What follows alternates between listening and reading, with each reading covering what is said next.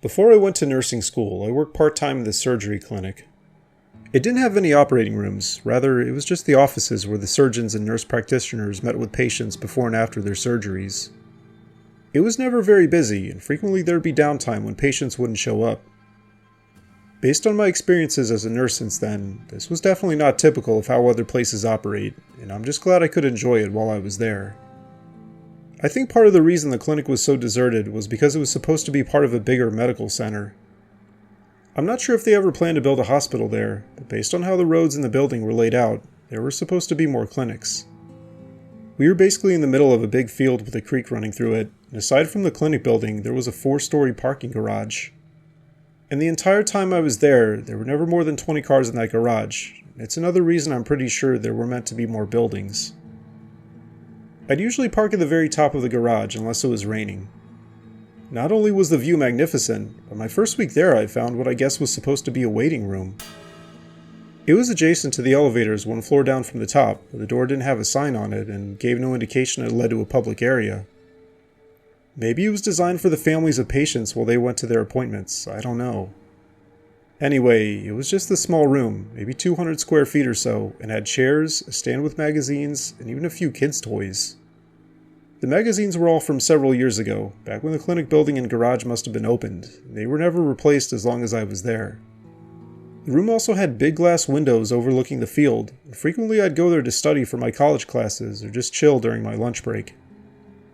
In the 2 years I worked at that clinic, I never once saw any other person in that room. Or rather, I only saw one. It was around noon on a cool, overcast day in November. I was on my lunch break and had my laptop and notebook spread out on the table in the parking garage room. I like to eat facing the windows, as I was doing that day. At some point several minutes after I started eating, a tiny bit of motion at the edge of the field caught my eye. Out of curiosity, I got up and walked over to the window. It was a person, just walking diagonally through the field. I couldn't make out their face, but they were wearing a large white shirt, blue jeans, and an orange ball cap. I expected whoever that was to eventually turn to go to the clinic building, but instead, they kept walking straight towards the parking garage and eventually left my field of view. For a moment I contemplated packing my stuff up and eating either in my car or the clinic building, but maybe out of curiosity, I decided to wait and see if this person came to the room. Several minutes later, right when I doubted they'd ever show up, I heard the familiar beep of the elevator. A moment later the doorknob turned and someone walked in. I tried not to make it seem like I was waiting for whoever that was, so I kept looking forward at the window from where I was sitting and turned my head when they entered. Sure enough, it was that same person. I could see now that he was a man, in his early 20s like me. He was wearing a plain white t-shirt tucked into his blue jeans, and as far as I could tell, his hat was just orange without any logo on it. I said hey, and the man nodded in acknowledgement. He took a seat in the chair closest to the door and reached over and took one of the magazines from the shelf. Even though I wouldn't be able to get much studying done with that guy sitting right there, partially angled towards me, I was also genuinely curious. I wanted to tell him he was the first person I'd seen in this room in over a year and ask him why he was here, but because he could have been a patient or a relative of a patient, I didn't want to pry. I decided to finish eating the rest of my meal, which was a peanut butter and jelly sandwich and a banana, then put my stuff away and head back to my car. While I did so, the man continued to sit there reading that magazine. I think it was something about interior design or recipes, but I'm not sure. Finally I finished and put my stuff away, but just as I was walking to the door, the man looked up and said, "It's good to see you again, Michael." Michael is my real name, but I had no idea who that guy was or how he knew it. I was wearing scrubs, but didn't have on a name badge or anything. The dude's comment took me completely off guard, and mostly out of surprise, I turned to him and said, "Thanks. Sorry, where do I know you from?" He just looked at me with a slight smile and said plainly, "We've never met." Genuinely confused, I wondered if this person was a patient I'd seen briefly months ago, or someone else I knew from the clinic. Honestly, the guy didn't look at all familiar, and after standing there a moment I still couldn't figure anything out. At this point I had to know though, so I asked him point blank, "How do you know my name?" With that same slight smile, and not moving, The man kept looking at me and said, "We'll meet again one day." Then he said my full name. I just stood there, and after a few seconds the guy put the magazine back and then stood up and walked around me. He opened the door, and right before he left my field of view, he smiled and waved. I've replayed this encounter at least 1,000 times over the years, and I still have no explanation. My best guess is that he was a relative of a patient who just really liked to mess with people, and either overheard my name or read it on one of the forums. I'm reasonably sure he wasn't a patient, both because I didn't recognize his face, and because he was young like me. Now, I don't consider myself a superstitious person, or even that spiritual, but I also can't help consider the obvious possibility. Namely, was that person my guardian angel? Like I said, my best guess is that he was just a relative of a patient pulling a prank, but I can't help but wonder. I also can't help but wonder if, like he said, I'll see him again one day.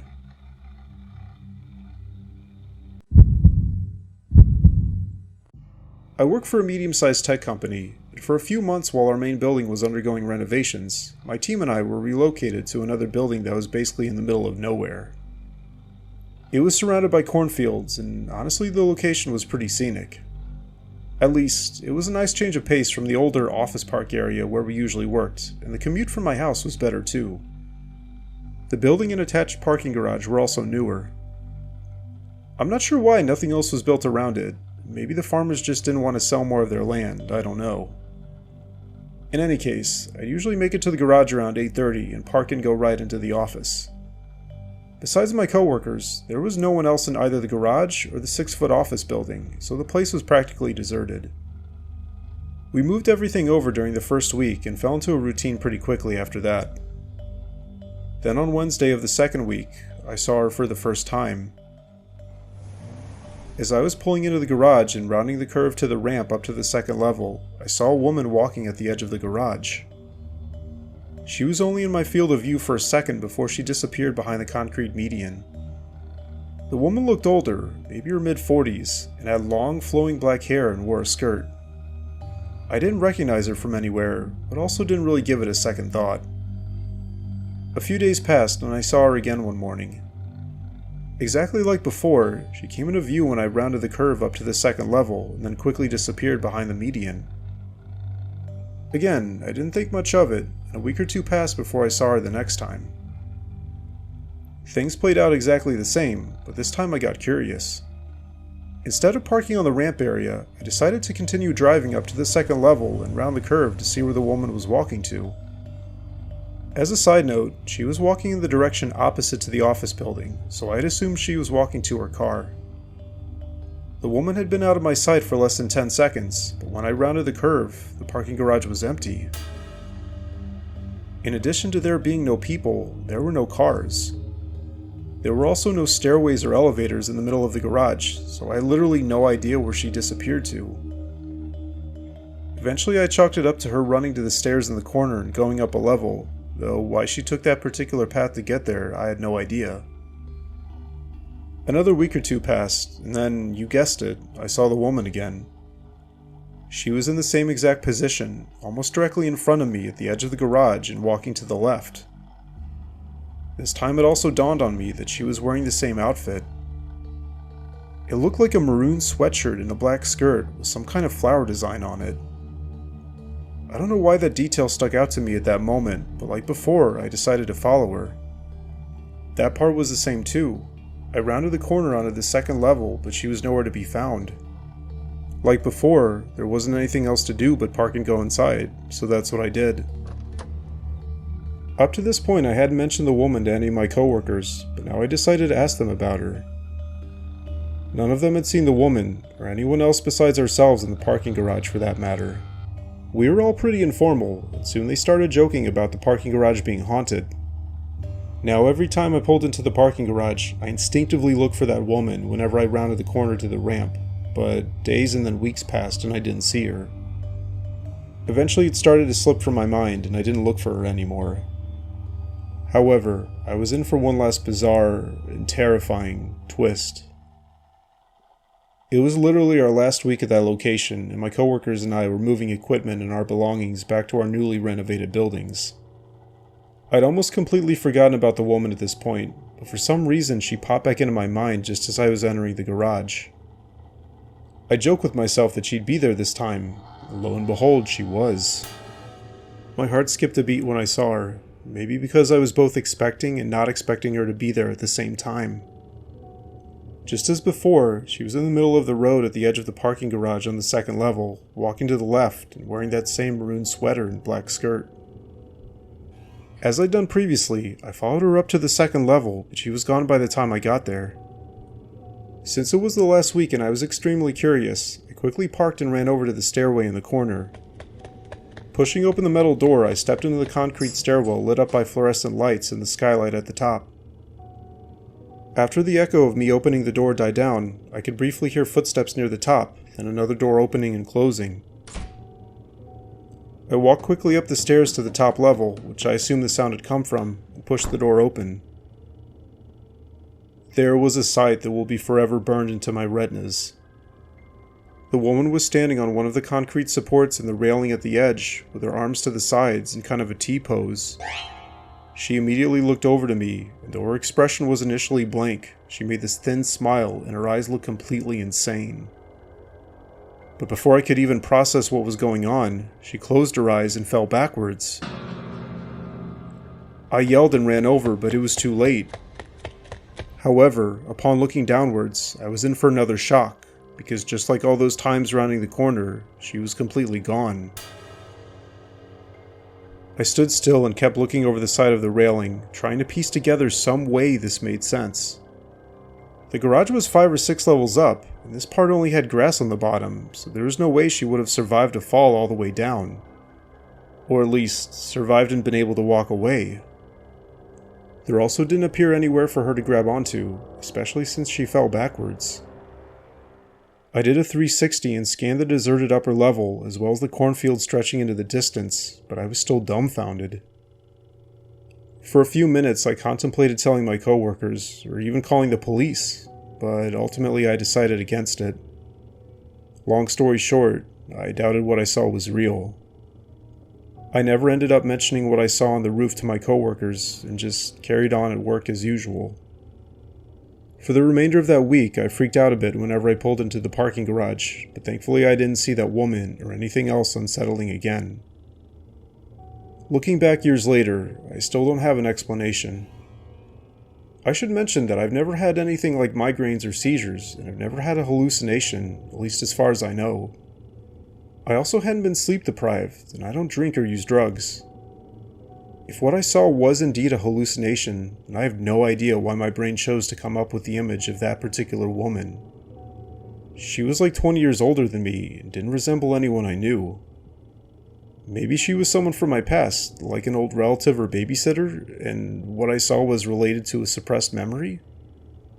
I still have no idea, but I'm just glad that no one seemed to get hurt that day, and I didn't end up staring down at a body.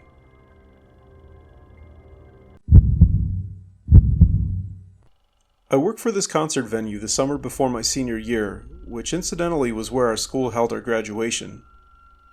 The place was built on the side of a hill with around 2,000 seats leading down to this big platform with part of a building behind it. There were thin metal walls and fabric stretched over the top, which blocked the sun but not the rain. The main building behind the stage had the bathrooms and other office and maintenance type areas, and though I assume it had the rooms for the performers as well, I never actually went in there. Instead, I mostly helped direct traffic, including around and into the ginormous parking garage that was further beyond the building. The entire complex was right off one of the highways, but otherwise in the middle of nowhere. Literally, it was just an empty grass field stretching off in all other directions. During the summer, there'd be a concert or some other event every week or two, and I usually worked for about 5 hours setting up, directing traffic, cleaning up, and then doing other odds and ends. The job wasn't actually that bad and paid well, at least for me being a teenager. There was also this funny older guy named Mark who was like a father figure to some of us. Whenever a patron had an issue or began to act aggressively, Mark had this almost magical ability to calm them down. I forgot exactly how long he said he worked there, but I'm pretty sure it was over 10 years. Anyway, there was only one truly terrifying experience, and ironically it happened during the day.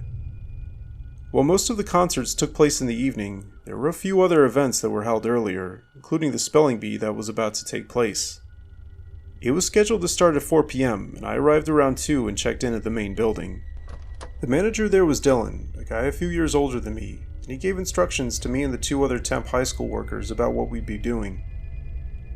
I was told to get the box of traffic cones from the supply room in the parking garage, while the other 2 kids, Luke and Chrissy, would be walking through the seating area and picking up any garbage they found.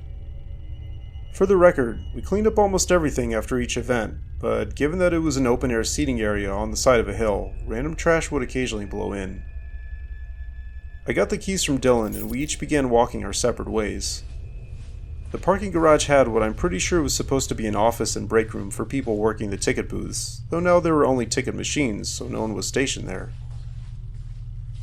I unlocked the door to the office area, stepped inside and turned the lights on, but even though nothing looked out of place, I immediately got the sense something was off. You know the feeling where you enter a room and can tell someone else is there even without hearing or seeing anything unusual? That was exactly what I felt. I left the door wide open and took another few steps inside.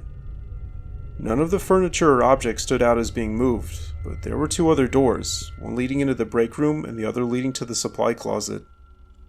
Both those doors were closed.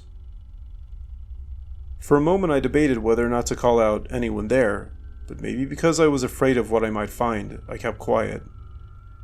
Instead, I tiptoed up to the door to the supply closet and unlocked it. Pushing it open, I was greeted with nothing. This room wasn't very big, but I turned the lights on anyway and peered around some of the boxes. I wasn't sure exactly why, as there wasn't even enough space for someone to hide in, but I did it anyway. A few seconds later, I turned off the lights and grabbed the box of orange traffic cones and walked back into the office area.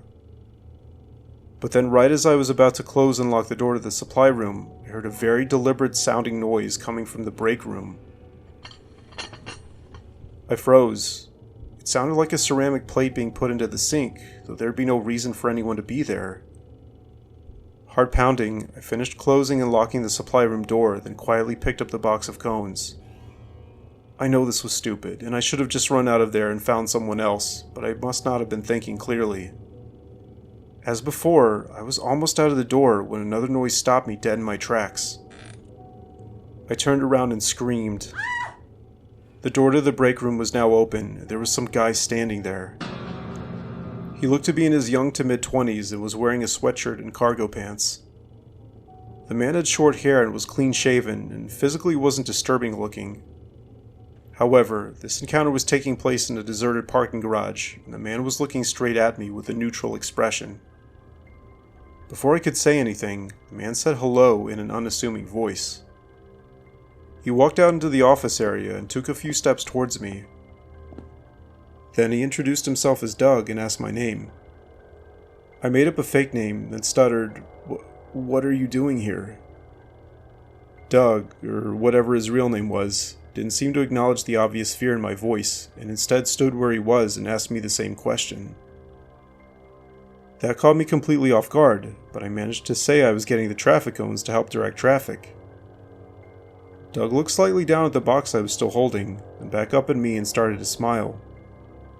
"Oh, so you're helping with the event?"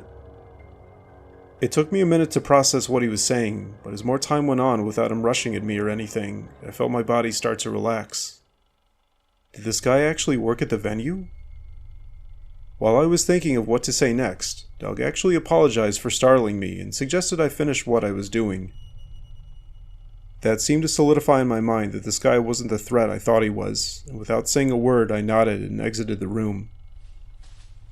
Obviously I didn't start setting up the cones, but instead I set the box down and ran back to the main building.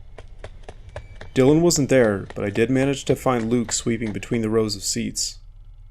I told him how there was some random guy named Doug in the break room in the parking garage, but Luke didn't seem to know what to do with that information. Honestly, I didn't know what to do with it either. I asked him where Dylan and Chrissy were, and he told me Chrissy went to the bathroom and he didn't know about Dylan. I thanked Luke, and figuring Dylan was inside the building somewhere, I went to try to find him. Luckily, he was standing by the entrance when I walked back there, so I explained the situation again. Right off the bat, Dylan had no idea who Doug was, but it wasn't out of the question that another manager had hired him and scheduled him to work that day. There would occasionally be new temp workers and people would routinely quit, but admittedly it was odd why he'd go to the inside of the parking garage break room. Dylan also confirmed with me that the door to the office was locked when I got there, and I told him it was. Dylan thought for a moment, then said he needed to make some calls, but in the meantime he needed me, Luke, and Chrissy to stay with him. We walked over to where Luke was still sweeping between the seats and told him to come with us to find Chrissy. Apparently she was still in the bathroom, and it had been like 15 minutes. We all looked at each other. Dylan said sternly, "Let's go," and we all walked quickly to the women's restroom on the side of the main building. Dylan opened the door and called out Chrissy's name, only to get no response. Then he told me and Luke to wait there while he went inside. Dylan came back out a few seconds later and asked Luke if he was sure this was the restroom Chrissy went to. Luke wasn't 100% sure, though it would only make sense since this was the closest restroom to where they had been sweeping. As this was a larger venue, there were a few other smaller bathroom buildings scattered around the edge of the seating area. Dylan was just about to say something when we all heard a scream come from the direction of the parking garage. Dylan told us to lock ourselves inside the bathroom and call 911, then he ran towards the garage. Everything from this point on felt completely surreal. Luke came in with me, and I used the keys to lock the door from the inside. Speaking to the 911 operator and hearing my own voice echo off the walls is something I'll always remember. At some point, while waiting for police to arrive, Luke and I could just barely make out a voice coming from somewhere outside, but neither of us dared open the door. Finally, after like 15 minutes, the police announced their presence and the operator confirmed they were outside the bathroom door.